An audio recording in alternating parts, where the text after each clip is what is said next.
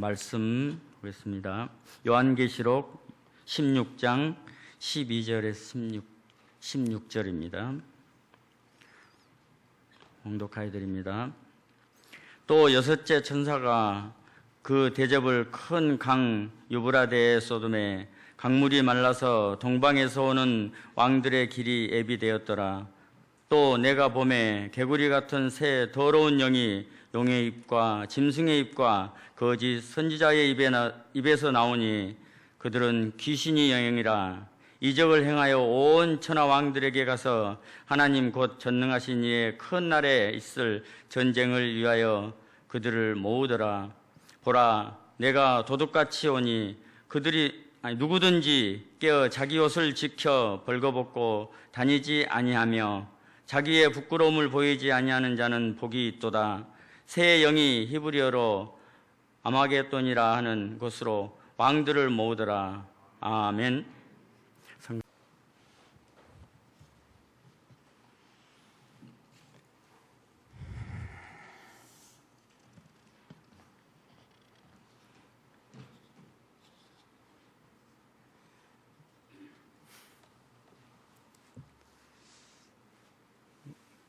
나이가 어릴수록 좋아하는 음식이 패스트푸드가 아닌가 이런 생각이 듭니다.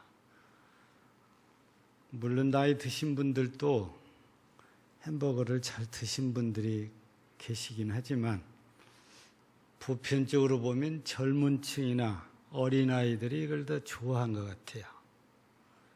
가끔 가다가 우리 주일학교에서도 롯데리아에서 햄버거 주시고 저도 한 개씩 주시거든요. 근데 저는 솔직히 안 먹습니다.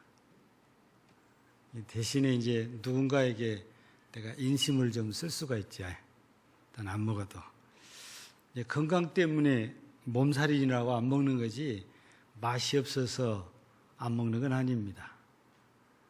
저는 햄버거 먹는 기억이 아주 오래전에 있습니다. 서울 세미나를 갔다가 내려오는데 휴게소에 내려가지고 딱 보니까 우연히 지금은 고인이 되셨죠. 순천제일교회 박정식 목사님이 만났어요. 부르시더라고요. 그래서 박 목사 내 주머니 다 털어서 사주는 거니까 맛있게 드시오른. 그분이 그때 총회장 하실 때입니다. 근데 올라갈 때는 두둑하게 채워갖고 간대 내려올 때는 차비 외에 남는 것이 없대요. 그래서 겨우 내려오다가 저녁 식사 대용으로 햄버거 하나, 콜라 한 잔, 햄버거 하나 이거 먹는 게 그분의 저녁 식사예요. 저도 그때 오랜만에 먹어본 기억이 있습니다. 그리고 그 이후에는 거의 안 먹어서 이제 맛도 잃어버린 상태인데 우리나라 거잖아요. 롯데리아는. 그죠? 근데 외국에서 들어온 유명한 패스트푸드 중에 하나가 맥도날드라는 게 있잖아요. 예. 근데 맥도날드가 전 세계적으로 어지간하면 다 들어가 있답니다. 민주국가만 들어간 게 아니고 공산국가까지도, 그러니까 러시아에도 들어가 있습니다. 물론 북한에는 없을 것 같아요. 중국에도 다 들어가 있습니다. 그 정도로 유명한 게 맥도날드인데, 그래서 소문이 있어요. 미국 정보기관에서 못 들어가는 나라도 맥도날드는 들어간답니다.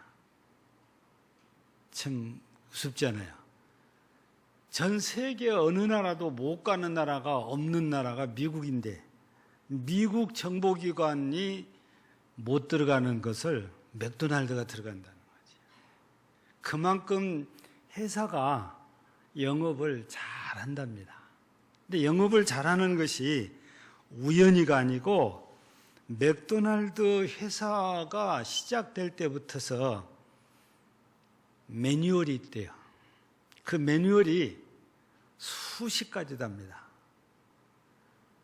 미국뿐 아니라 전 세계 맥도날드가 들어가면 그 메뉴에 따라서 운영이 된답니다.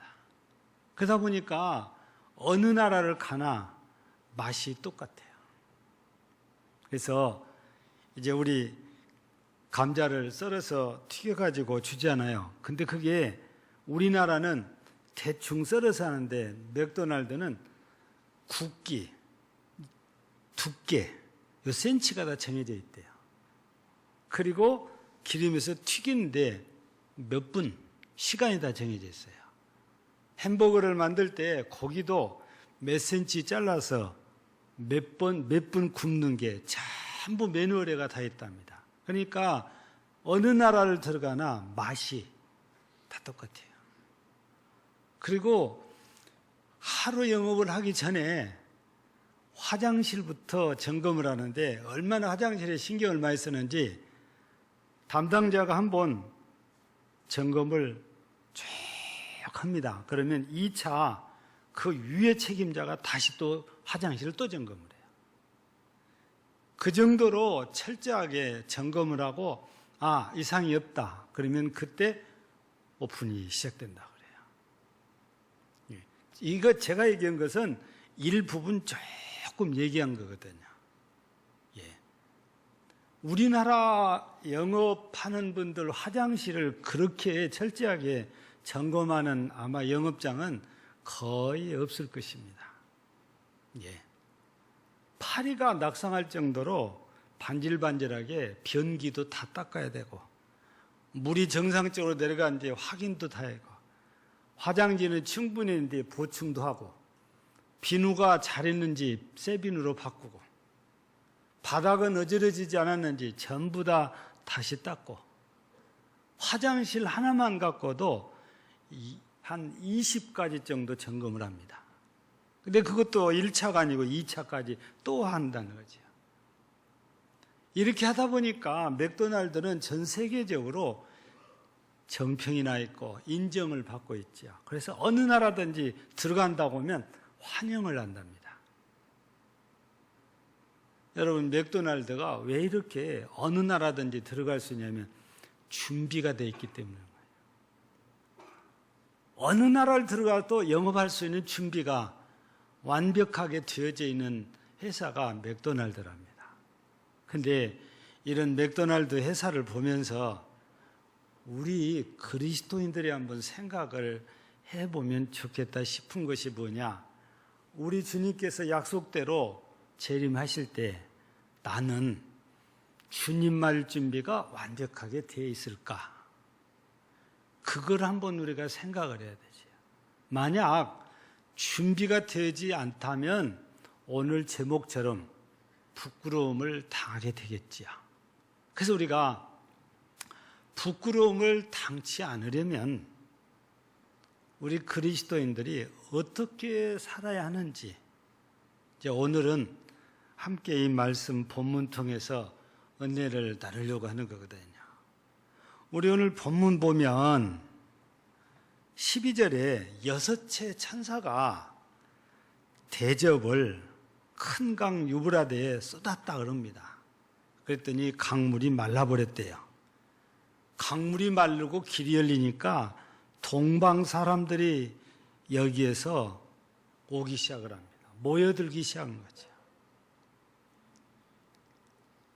또 13절을 보면은 또 내가 봄에 개구리 같은 새 더러운 영이 용의 입과 짐승의 입과 거짓 선지자의 입에서 나오더라 이렇게 됐습니다. 그런데 14절 보면 그들은 귀신의 영이라 이렇게 되어 있습니다. 근데 여기서 보면 용의 입에는 엄청난 힘이잖아요. 능력이잖아요. 그렇죠? 그리고 짐승도 힘을 자랑하지요. 근데 맨 세 번째 끝에 보면 선지자 입인데 이 어떤 선지자냐? 거짓 선지자입니다. 그러니까 이 유브라데 강에 진노의 대접, 심판의 대접을 쏟았는데 물이 마르면서 여기서 용이 올라온단 말이에요. 짐승이 올라와요. 거짓 선지자가 올라와요. 근데 이게 전부 더러운 영이라는 겁니다. 오늘은 여기 중에서 거짓 선지자 입에서 나온 것은 모두가 다 거짓말이잖아요. 우리 성경에 보면 아합 왕 때에 여호사밧이 사돈을 맺었잖아요. 둘이 친분이 아주 좋습니다. 두터워요. 그런데 아람을 침공하자고 그래요. 누가? 아합이. 그러니까 여호사밧이 여호와께 물어봐야 된대요.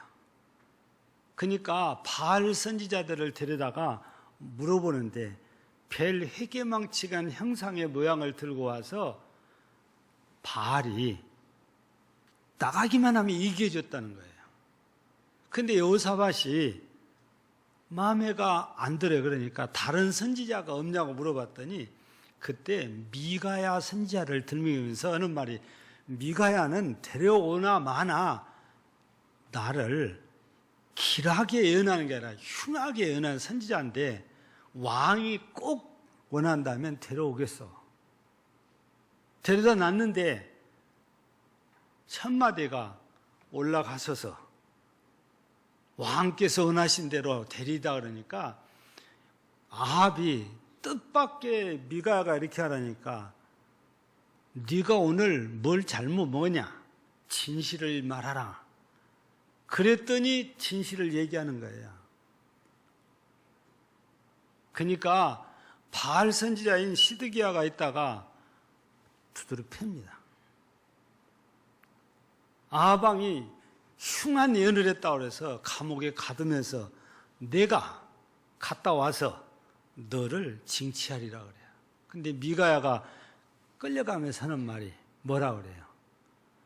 왕이 오셔서 나를 징치한다면 내가 기꺼이 죽겠나이다 그래요.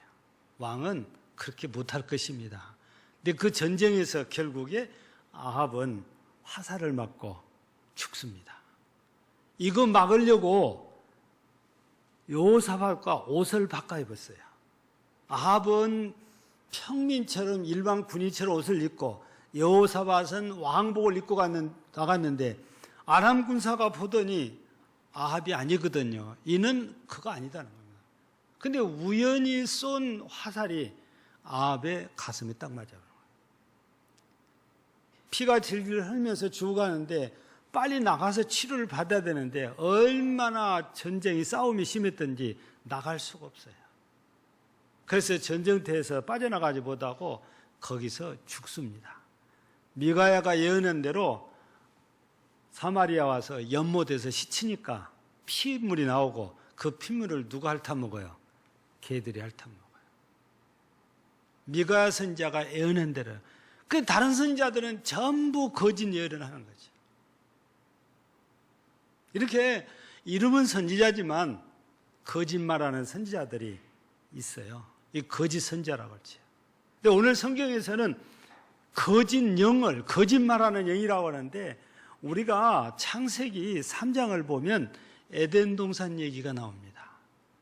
에덴에는 누가 살았습니까? 아담과 하와가 살았는데 그때 거짓의 영이 누구에게 들어가냐? 가장 교활한 뱀에게 들어갑니다. 그 뱀이 하와를 찾아와서 뭐라고 합니까? 정말로 하나님께서 너희에게 동산에 있는 모든 과일을 먹지 말라 하시더냐? 그러니까 하와가 대답을 합니다. 우리가 동산의 과일을 먹을 수 있으나 동산 중앙에 있는 과일은 하나님이 먹지도 말고 만지지도 말아라. 그렇지 않으면 너희가 죽게 될 것이라 말씀하셨느니라. 우리 하나님께서는 동산에 있는 나무의 열매를 다 먹되 동산 중앙에 있는 선악을 알게 하는 나무 열매를 먹지 말라. 먹으면 정령 반드시 죽으리라 그랬어요. 그런데 하와는 무슨 말을 보탰어요? 만지지도 말아라. 이 말을 지금 더 보태는 거잖아요. 그런데 이 말을 듣던 뱀이 기다렸다는 듯이 무슨 말합니까? 아니야, 하와 네가 틀렸어. 먹어봐. 먹어보면 너도 하나님처럼 될 거야. 하나님처럼 눈이 밝아지고 선악을 분별하게 될 거야. 먹어봐. 하와가 먹었습니다. 그리고 아담에게도 갖다 줍니다. 아담도 먹었어요. 눈이 밝아졌습니다. 근데 이 거짓말하는 이 거짓의 영이 들어간 뱀이 하는 말대로 눈은 밝아졌는데 선악을 분별할 줄 아냐? 아닙니다. 인간은 분별할 줄 잘하는 것 같은데 여전히 악하게 살아요. 그래서 바울 사도가 얼마나 답답하면은 마음은 선하게 살고 싶은데 실제 삶은 아니에요. 예. 그게 우리의 모습이거든요. 그런데 뱀이 분명히 하나님처럼 된다고 그러는데 하나님처럼 되기는 뭐가 됩니까? 창피해가지고 밖에도 못 나오고 나무 뒤에 숨어 있잖아요. 보세요. 악한 거짓의 영이 뱀에게 들어가서 하는 말은 순전히 거짓말뿐입니다. 그런데 많은 사람들은 이 거짓 선지자가 하는 말들이 진짜보다 더 리얼하게 얘기를 하니까 그게 진짜인 줄 알고 많이 빠져들어갑니다. 많이 따라갑니다. 오늘날 이단들도 그 중에 하나라고 말할 수 있는 거잖아요. 이 마귀가 얼마나 거짓말을 잘하는지 눈 하나 깜빡하지 않고 거짓말을 해요. 여러분 마태복음 4장에 보면 예수님께서 광야에서 금식 기도를 마쳤어요. 누가 찾아갑니까? 시험하는 마귀가 찾아가서 시험을 합니다. 그 중에 세 번째 시험이 뭡니까? 높은 산에 데리고 와서 천하만국을 보여줍니다. 그리고 뭐라고 그래요? 네가 만일 나한테 절하면 이거 내가 너한테 다 줄게. 시험하는 마귀가 그렇게 얘기하거든요. 여러분, 천하만국이 누구 것입니까? 마귀 것입니까? 주님 것입니까? 주님이 만드신 세계잖아요. 근데 마귀가 자기 것이라고 주인 행세를 하고 있어요. 주인이 그 앞에 있는데도. 이게 바로 거짓의 앞잡이인 마귀입니다. 그래서 요한복음 8장 40절을 보면 마귀는 거짓의 아비라 이렇게 우리한테 설명을 해요. 그런데 이런 거짓의 영에 이끌려 간다면 우리는 당연히 천국으로 가는 게 아니고 지옥으로 갈 수밖에 없는 거죠. 마귀와 함께. 우리가 천국에 갈 수 없는 사람 중에 하나가 거짓말을 한 사람이거든요. 거짓 영에 쓰이면 우리도 쉴 새 없이 거짓말해요. 거짓 영에 쓰이지 않아도 우리가 거짓말을 얼마나 잘하고 삽니까? 어린애들 잘합니다. 어른은 더 잘합니다. 임기응변으로 한다는 것이 대부분이 거짓말을 해요. 예. 남녀노소가 없습니다. 많이 배우고 적게 배우고 없어요. 높은 데 있고 낮은 데 있고 이런 거 상관없어요. 누구나 다 거짓말을 잘합니다. 다윗이 왜 하나님께 복을 받습니까? 정직한 사람이기 때문에 그래요. 그래서 다윗을 말할 때 정직하여 여호와 율법을 좌로나 우로나 치우치지 않고 다 지켜 행하였느니라 그래요. 하나님께서는 정직한 자의 장막은 흥하게 해주신다고 우리 잠언서를 통해서 우리에게 말씀하시거든요. 악한 자의 장막은 망한대요. 근데 정직한 자의 장막은 흥한다고 그래요. 거짓의 영에 끌려간 사람들은 결국에 망할 수밖에 없어요. 이 거짓의 영에 끌려다니는 이단들을 향해서 성경이 뭐라고 합니까? 디도서 3장 10절 하면은 멀리 하라고. 이단들 멀리 하라고. 요한 2서 1장 10절에 보면은 인사도 하지 말아라 그래요. 왜냐하면 이단들은 다 거짓 영에 끌려다니는 사람들이기 때문에 하나님께서 그들과 교제하는 것을 금해요.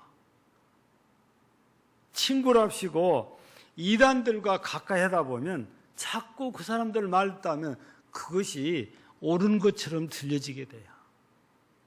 사람은 신기하게 거짓인데도 계속 그걸 들으면 그게 주입이 돼서 그게 맞는 것처럼 생각을 해요. 뇌가 그렇게 돼 있습니다.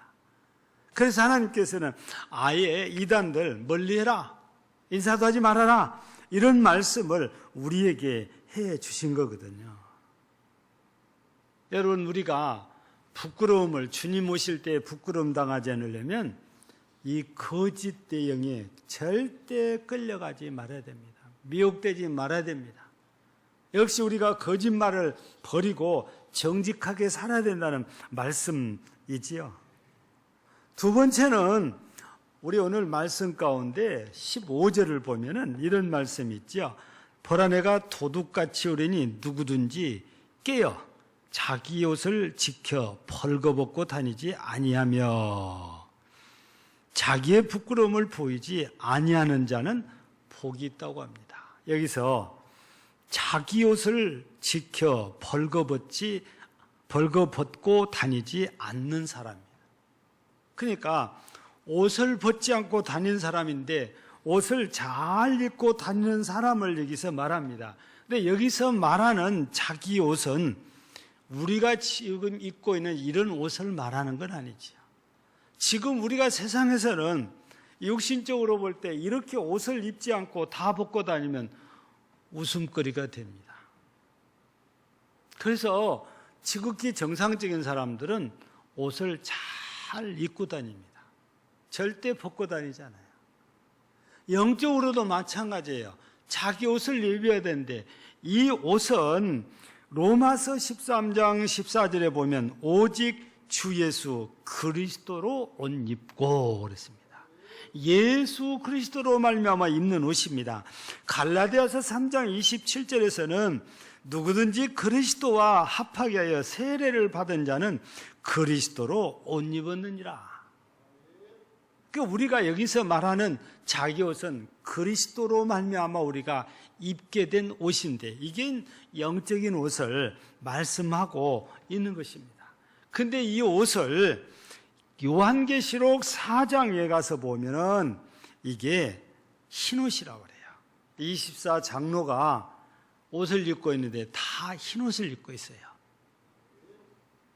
예수 그리스도께서 더럽혀진 우리를 십자가의 보혈로 깨끗하게 줬기 때문에 우리 옷이 이렇게 희다고 말입니다. 깨끗해요.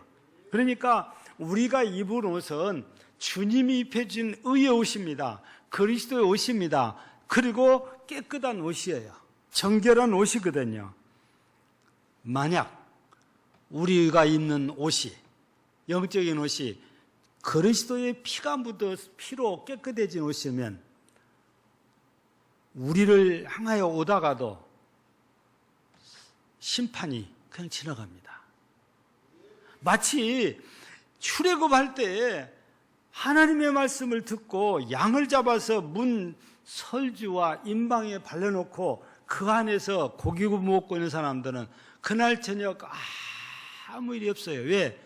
하나님이 보낸 죽음의 사자가 그냥 지나가잖아요.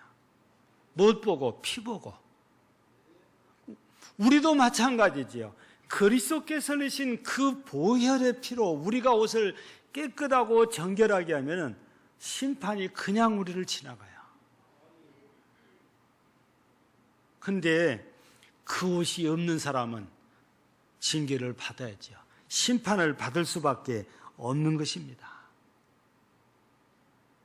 우리나라는 일찍이 백예민족이라고 불렀어요. 흰옷을 좋아하는 민족입니다. 지금처럼 발전이 안 돼서 다 엄마들이, 할머니들이 집에서 무명 짜가지고 옷 입고 배 짜가지고 옷 입고 살았잖아요. 예. 근데 이걸 정말 싫어하는 사람이 있었대요. 누구냐? 일본 사람들입니다. 일제치하 때 장날 되면은 우리 조상님들이 흰옷 깨끗하게 분리해서 입고 장애를 와요. 근데 그 모습을 보면은 일본 사람들을 볼 때, 순사를 볼 때 왜 그렇게 당당하게 보인지 모르는데요. 아무리 자기들이 괴롭히고 들고 패고 빼앗고 그런데도 장날 흰옷 딱 풀립해서 입고 나오면 그렇게 당당한 거예요. 그러니까 그게 보기가 그렇게 싫은 거예요. 그래서 장날만 되면은 일본 순사들이 새카만 먹물을 갖고 와서 사람들만 모이면 무조건 뿌렸대요. 왜? 옷 더럽히려고. 근데 흰옷을 입기를 좋아하는 사람들은 우리만 아니고 여러분들이 기회 되면 한 번쯤 가보셔도 좋은 곳이 이탈리아의 수도 로마입니다. 여기에서 한 40분 정도 차 타고 나가면 카타콤베라는 지하 무덤이 있잖아요. 그 과거에 네로 황제 때 핍박받아서 그 무덤 속에서 살던 기독교인들이 밖에 나올 때는 진짜 한 옷을 입고 나온대요. 근데요, 마귀는 이런 우리 흰옷을 그냥 보고 있지 않고 어떻게든 더럽히려고 그래요. 마귀가 우리를 더럽히는 것하고 일본 사람들이 우리 민족을 더럽히는 건 틀려요. 일본 사람들은 먹물을 뿌려서 더럽히지만 마귀는 우리가 죄를 지켜 해서 더럽힙니다. 그래가지고 우리가 입는 그리스도의 의의 옷을 벗게 만들려고 하는 게 마귀의 수작이거든요. 그런데 그 옷을 벗는 순간 우리가 어떻게 될까요? 내가 지은 모든 악한 죄들이 적나라하게 드러나면서 창피해서 얼굴을 들고 다닐 수가 없게 돼요. 부끄러움을 당해요. 주님께서, 예수께서 십자가에 설리신 그 보혈의 피로 씻혀서 우리에게 입혀진 이 의의 옷, 그리스도의 옷은 우리의 모든 걸 다 감춰주니까 우리는 아무 일 없이 이렇게 당당하게 살아가는 거거든요. 마귀가 이걸 알기 때문에 어떻게든 우리가 입고 있는 이 그리스도의 옷을 벗기려고 자꾸 우리를 죄짓게 만들거든요. 우리가 또 세상에 살다 보면 이게 좀 부담스럽기도 하고 이게 좀 귀찮기도 하고 이게 좀 거추장스럽기도 해요. 왜? 세상 사람들과 재미지게 놀라고 오면은 이게 걸리거든요. 양심이 두근두근해요. 불편해요. 내가 그리스도인만 아니면 저 사람들하고 정말 신나게 놀 텐데, 재미지게 놀 텐데, 이것 때문에 자꾸 부담스러운 거예요. 그래서 어떤 분들은 아이고 나 못해, 내 몸이 안 맞아 그러고 벗어 던지고 같이 니나누고 노는 사람들도 있다는 겁니다. 여러분, 옷을 깨끗하게 잘 입고 다닐수록 더 때를 많이 타잖아요. 그거는 그만큼 조심해야 된다는 얘기예요. 더럽힐 일이 많아요. 여러분, 우리는 여러 가지의 방면으로 보면 내가 단순히 그리스도인으로 옷으로만 입고 있는 거 아닙니다. 교회 안에서는 직분이라는 옷도 입고 있는 거예요. 교회 안에서는 사명이라는 옷도 입고 있는 것입니다.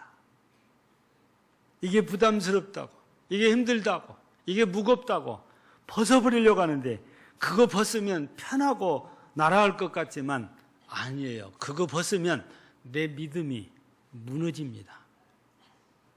그것 때문에 내가 내 믿음을 지금 지켜가고 있다는 것은 우리가 부정하면 안 돼요.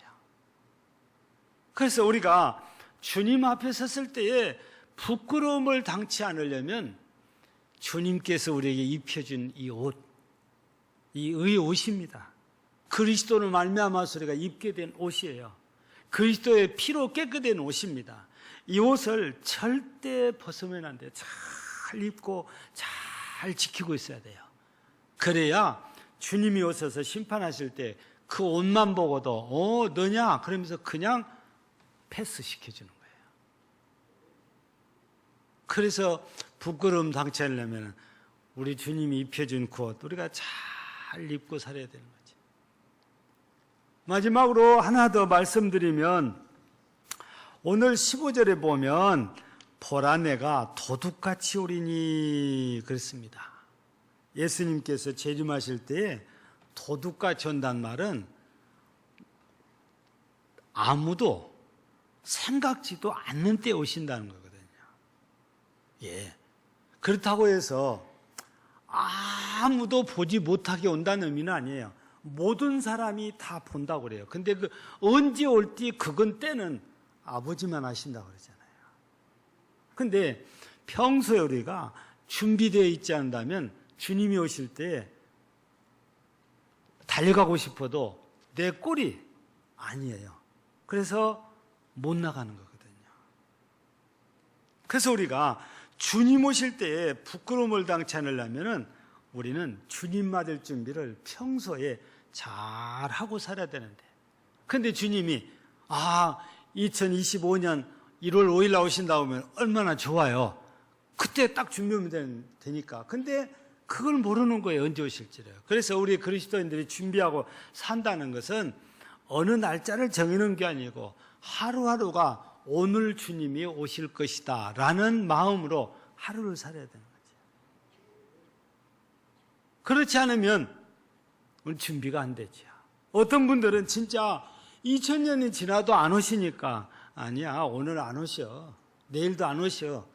그리고는 노아 시대의 사람들처럼 그냥 사는 사람들이 있어요. 준비를 안 하고 산단 말이죠. 그러나 진짜 주님의 재림을 믿는다면 우리는 오늘 오실 것이라는 전제 아래 우리가 준비하고 살아야 주님이 오시면은 바로 기다렸던 데에 뛰어나가서 주 예수여 어서 오시옵소서, 즉 마라나타를 외칠 수 있다, 이 말씀이거든요. 그래서 마태복음 24장 42절을 보면 그러므로 깨어있으라 어느 날에 너희 주가 임할는지 너희가 알지 못함이니라.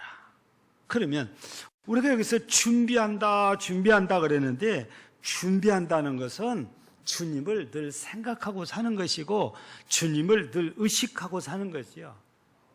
그 의식을 하지 않고 살면 잊어버리고 사는 거거든요. 주님을 잊어버리고 살면 그냥 내 마음대로 사라집니다. 주님을 의식하고 살면 뭘 하려고 하면은 주님이 딱 생각이 나니까 이거 주님이 기뻐하실까? 이거 주님이 싫어하실까? 이거부터 생각을 하는 거예요. 그래서 우리 주님이 기뻐하시는 대로 살면 준비를 잘하고 사는 거거든요. 하루하루가 우리가 주님을 그렇게 의지하고 사는 겁니다. 또 하나는 주님께서는 우리에게 사명이라는 걸 주세요.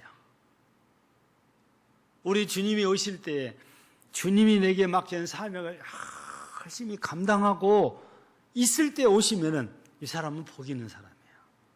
그래서 충성되다, 잘했다, 착하다, 하나님께 칭찬을 받게 되지요. 근데 주신 사명이 있는데 사명을 내팽개친 채 사는 사람은 주님이 와서 보시고 게으르고 악한 종이라면서 쫓아내는 거잖아요. 준비를 우리가 잘하고 산다는 것은 주님께서 내게 맡겨주신 사명을 날마다 잘 감당하고 사는 사람이 바로 준비를 철저하게 하고 사는 사람이죠. 사람들은 많이 그렇습니다. 뭐가 중요한지 그 우선순위를 잊고 사는 경우가 많아요. 이런 얘기가 있습니다. 배를 타고 가다가 배가 풍랑에서 파손이 됐습니다. 다행인 것은 섬이 있어서 섬에 들어가면서 배의 식량을 다 갖고 내려서 당분간 먹고 살 걱정은 안 해도 된 거예요. 그래도 언제 구조받을지 모르니까 우리가 여기다가 농사를 짓자 해가지고 땅을 파고 씨앗을 심으려고 모두가 힘을 합해서 땅을 파는데 이게 웬일입니까? 파니까 땅속에서 금덩어리가 나와요.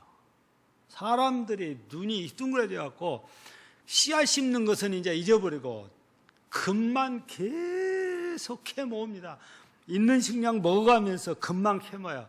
근데 한 달 동안을 금을 캐고 먹고만 살다 보니까 식량이 없어진 거예요. 금은 산더미처럼 쌓인 거예요. 그때서야 아하, 금이 있어도 어디 가서 식량을 사 먹을 수가 없으니까 우리가 잘못했다는 거예요. 여러분, 농사를 지었어야 계속 금을 팔 거 아닙니까? 농사를 지었어야 계속 먹을 거가 있을 거 아닙니까?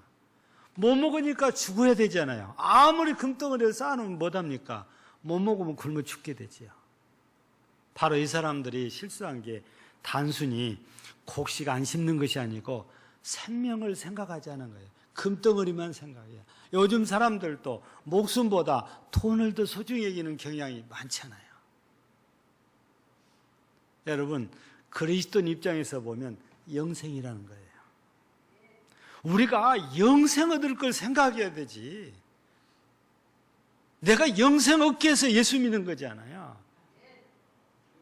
근데 그 영생을 생각하지 않고 육신적인 일에 우리가 빠져가지고 허덕인다면 주님 오실 때 우리는 부끄러움을 당할 수밖에 없죠.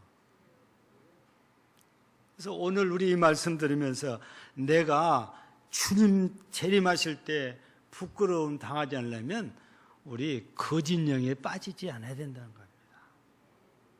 진실하신 성령님을 따라 살아야 되는 거예요. 말씀을 따라야 된다는 것이지요. 그리스도께서 내게 피로 씻어서 정결하게 준 그 옷 누가 벗기려고 해도 절대 벗으면 안 됩니다. 철저하게 언제 오셔도 아멘하고 나갈 수 있도록 준비된 삶을 살아야 돼요. 여러분 모두 이렇게 부끄러움 당치 않는 성도들에서 주님이 오시면 아멘, 주에서 예수에 어서 오시옵소서라고 달려나가서 영접하고 주님 손잡고 하나님의 영원한 나라에 들어가서 영생복락을 누리는 복된 성도들이 되어지시기를 주의 이름으로 축복합니다. 감사합니다. 우리 모두 진리의 성령을 따르게 하시고 말씀을 따르게 하시고 그리스도로 말미암아 의의 옷을 입게 하시고 언제나 주님을 의식하고 준비된 삶을 통하여 주님이 오실 때에 주님의 손잡고 하나님의 나라에 들어가 영생복락을 누리는 복된 성도들이 모두 되게 하옵소서. 예수님 이름으로 기도하옵나이다. 아멘.